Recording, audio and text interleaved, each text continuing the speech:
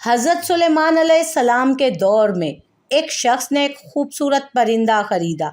वो जब चहचहाता तो निहायत दिल फरेब और खुश मिजाज आवाज़ से वो शख्स बहुत मसरूर होता। उस परिंदे की आवाज़ बहुत ही सुरीली और प्यारी थी।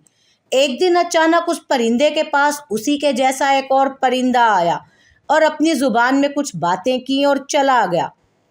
एक दिन अचानक उस पिंजरे के पास उसी के जैसा एक और परिंदा आया और अपनी ज़ुबान में कुछ बातें की और चला गया। पिंजरे में मौजूद परिंदा बिल्कुल खामोश हो गया, गोया ऐसे कि जैसे गूंगा हो वो।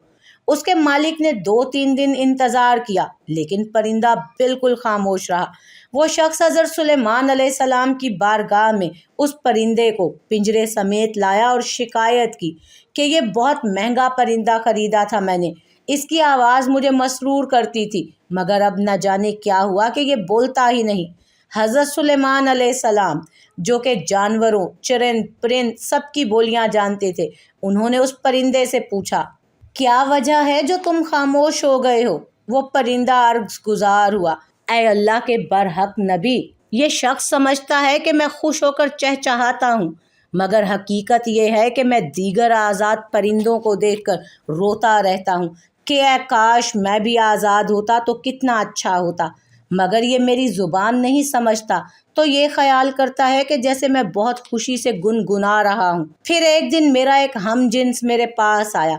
उसने कहा कि ये शख्स तेरी ज़ुबान नहीं समझता, बल्कि ये समझता है कि तू बहुत सुरीली आवाज़ के साथ खुशी खुशी चहचहा रहा है।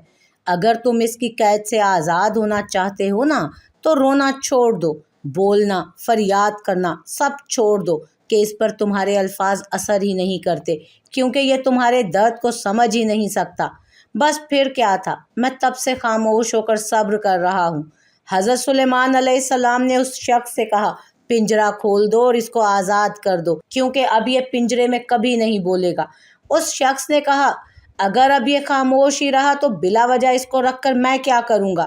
लिहाजा उसने हज़रत सुलेमान अलैहिस्सलाम के हुक्म की इत्तबा करते हुए पिंजरा खोल दिया।